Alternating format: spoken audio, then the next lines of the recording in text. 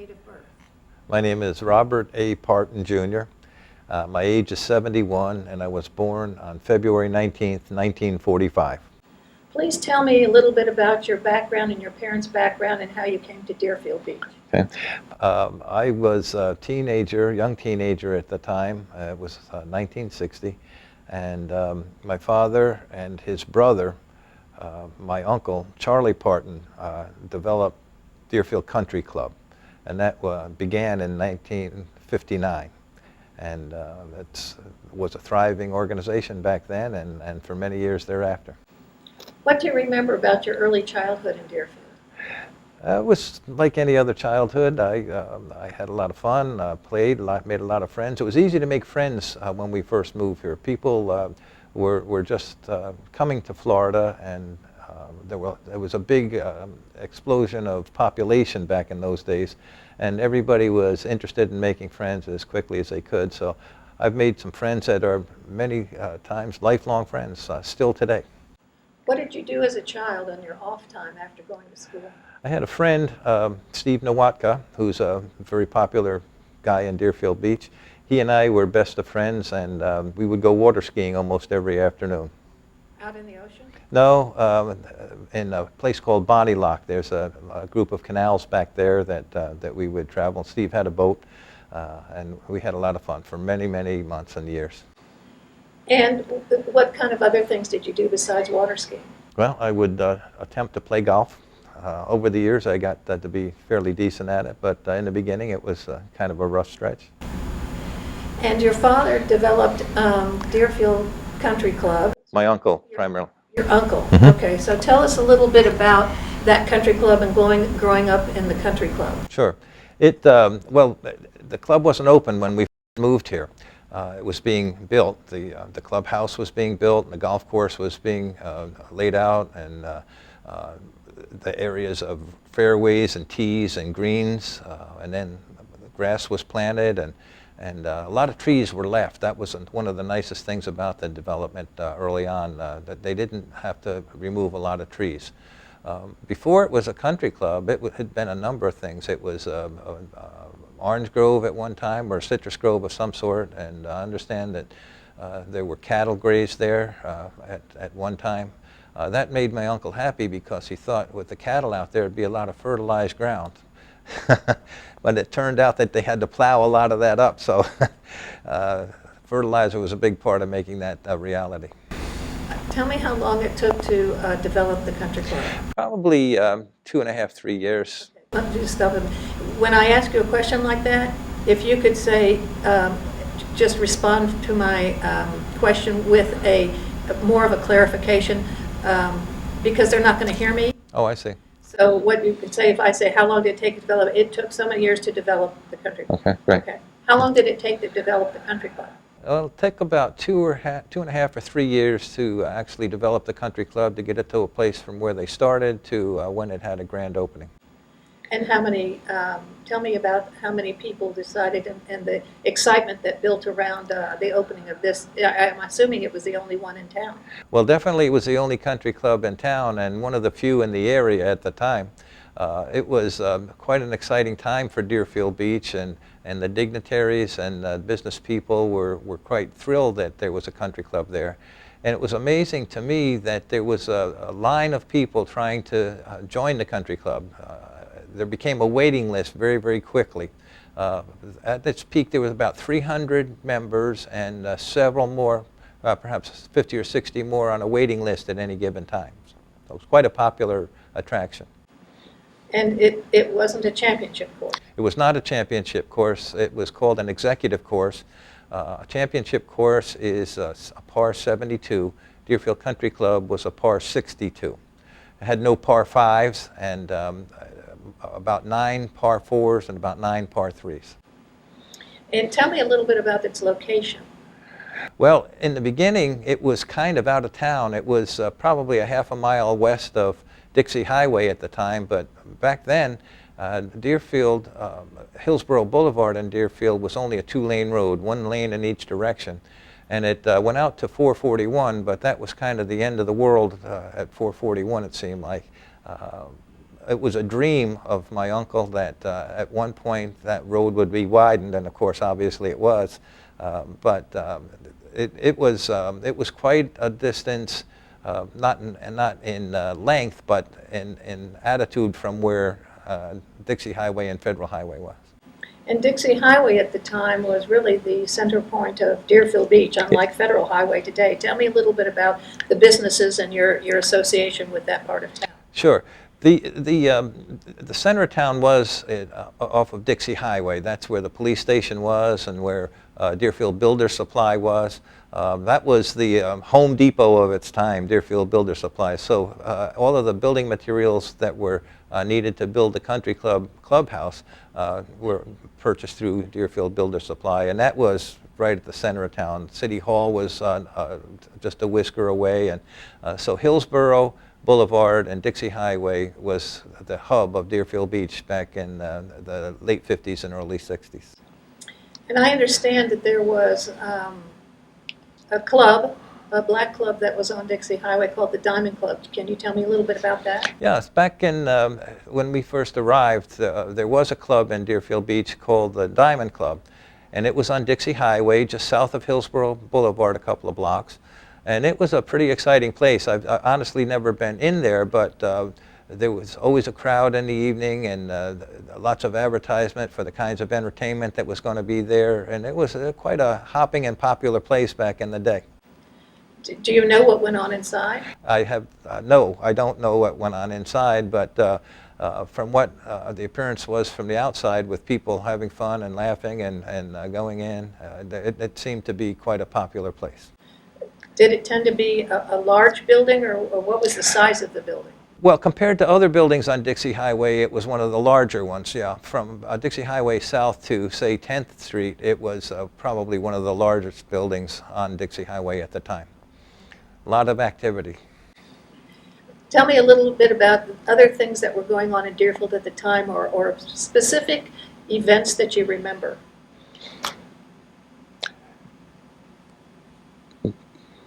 Cracker Day, for instance? Yeah, I'm sorry. Okay, so yeah, back in the day there was an event now called Founders Day, but it was called Cracker Day back in the 60s. I'm not sure when the name changed, but that was quite a popular thing, and it was primarily held in Pioneer Park back in those days. Now, as you know, it's held on the beach, but it was a fun place to go. There were a lot of activities for people of all ages, and it was great. Cracker Days was a fun place. Did your family always participate in that? Well, yeah, my exact family did. Yeah, as my dad and mom and children, we would go to Cracker Days virtually every year. Sure, it was a fun place to be. What do you tell me about the transition of Deerfield from Dixie being the center of activity to Federal Highway, and how that all worked out, especially as you were growing up? Yeah, well, Dixie Highway was where all of the commercial stuff was in the early 60s. And there was some on Federal Highway. As an example, Publix Shopping Center, Hillsborough Square. Publix was there. It was a much, much smaller store at the time, but the shopping center was there, and pretty much the same design that it is now. Smaller stores, lots more of them, but it was, that's where most people in Deerfield would shop, would be at Publix back in those days. There were, from the Hillsborough Canal south, there developed a lot of business over the years. Deerfield Bank comes to mind, that was developed in the 60s. And it was probably motivated by the Jones brothers, who were big farmers in the town and business people in Deerfield Beach back in those days. In fact, back in those days, there was a labor camp right across the street from, or right across Hillsborough Boulevard from the Deerfield Country Club.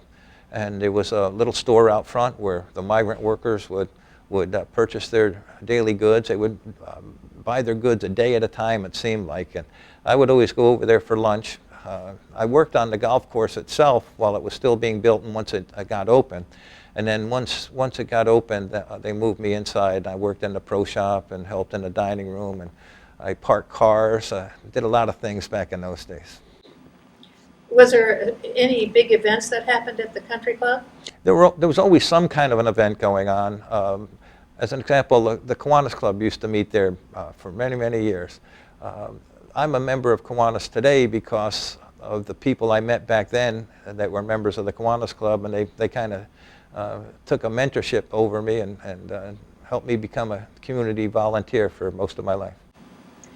And lots of weddings and that sort of thing? Absolutely. Lots of weddings, lots of anniversary parties. As a matter of fact, 2 of my children got married at the country club.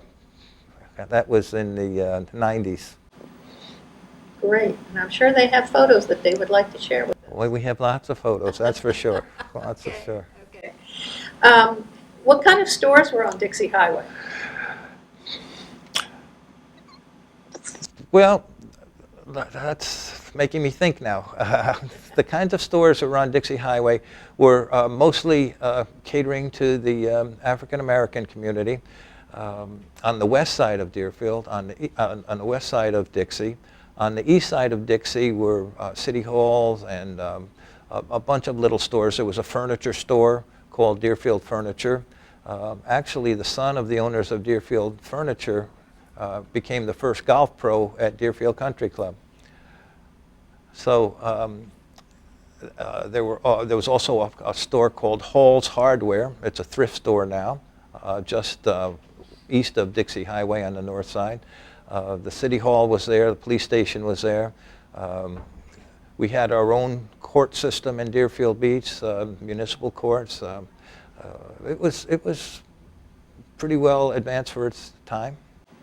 We're going to take a break now because the bell's going to ring in Okay. a minute.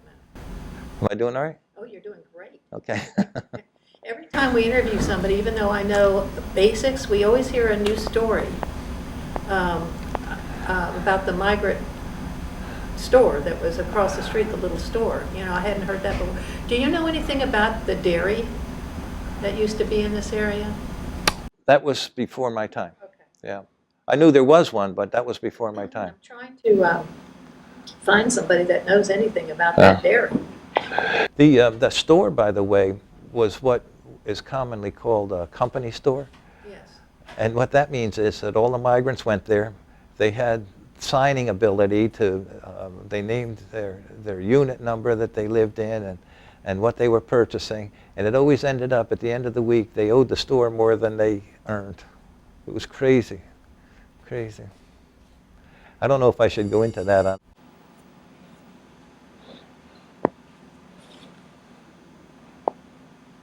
You know Amy Kay, so What's her name? Amy Kay Tanner? Yes. She's Okay, Sally, we are recording. I knew her dad, Otis. I'm sorry? Otis Tanner. Yes. He was the builder of the Yes. country clubhouse. So we're good? Yes, you may begin. Okay. Tell me a little bit about the accident that happened at the railroad track. Yeah, one of the most traumatic things I'd ever seen in my life was there was a train wreck at Hillsborough and what's the name of the railroad?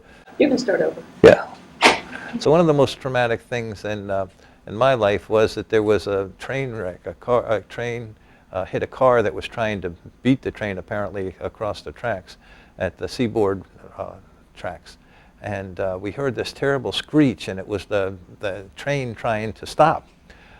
But it was way too late, and so we ran over to where the accident occurred just to see what happened, what that screech was, and it was terrible. The car was cut into pieces. The trunk half was on the east side of the tracks, and the engine half was on the west side of the tracks, and then the part in the middle where the passengers were was pushed down the tracks, and it was all crumbled up, and there was no whole person left. It was all just little pieces of body that impacted me for a long, long time. It's a terrible thing to see. Did they have gates that came? They had flashing lights with the cross signs, but that wasn't enough to stop the car. The car was trying to beat the train, is what apparently happened. Yeah, terrible. Tell me about your arrest as a teen. Well, one day I was going to lunch, not long after I'd had my... How old you were in this? Okay, yeah. So I was about 16 years old, not long after I got my driver's license, and I was going to lunch one day from the country club. It was still a project in being built. When I took off to go across the street, my tire spun in some sand there, and a policeman came from around behind the Big John store and pulled me over. Gave me a ticket for an improper start. So came my day in court. Ralph Hauser was the judge. He was also a member of the country club back in those days. And he said, "Where were you going in such a hurry, Mr. Parton?" And I said, "Well, sir, I was going to have some lunch." He said, "Well, here's your sentence. You go to lunch every day for your lunch hours. You sit at the police station next week, and we'll withhold adjudication if you complete your sentence."